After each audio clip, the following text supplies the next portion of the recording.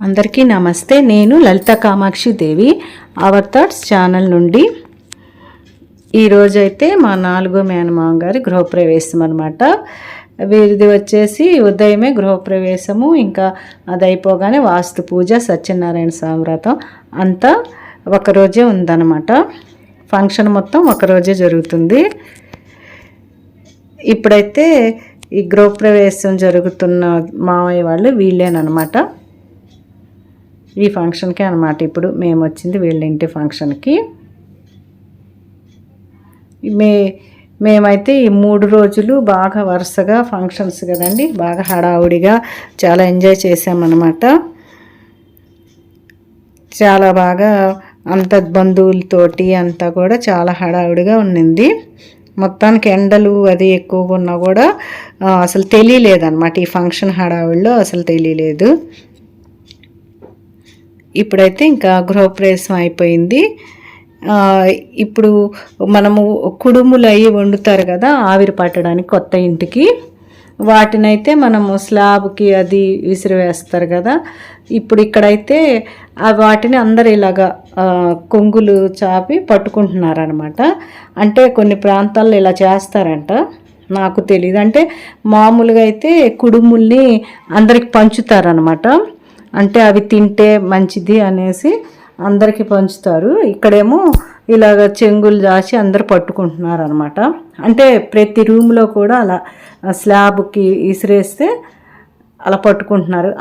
చూశారు కదా, ఎవరైతే ఆ ఇంటి యజమాని ఉంటారో వాళ్ళు వాటిని అలా విసిరేయాలంట. అప్పుడు అందరూ ఆడవాళ్ళంతా కొంగులు చాచి పట్టుకుంటారంట.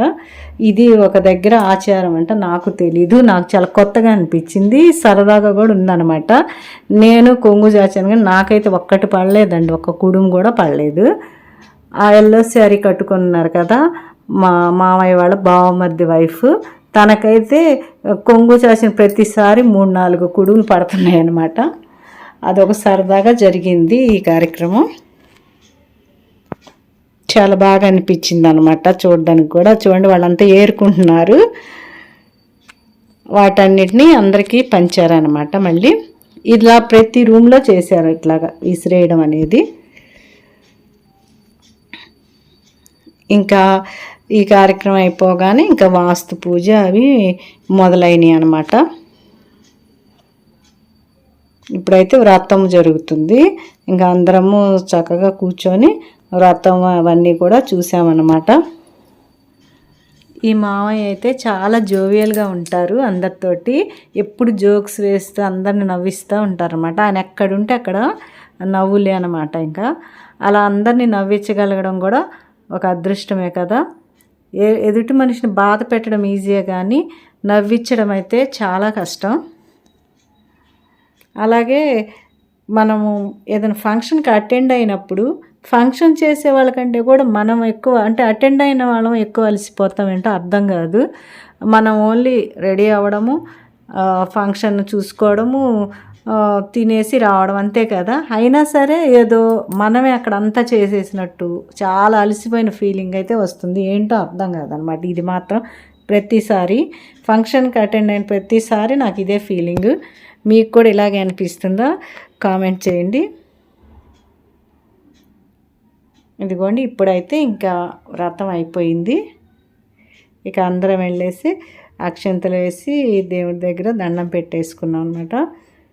ఇంకా కూర్చున్న వాళ్ళకి, పీటల మీద కూర్చున్న వాళ్ళకి బట్టలు పెడతారు కదా, ఆ కార్యక్రమం అయితే జరుగుతుందన్నమాట. ఇప్పుడు నేను మావారు మా మామయ్య వాళ్ళకి బట్టలు పెట్టాము.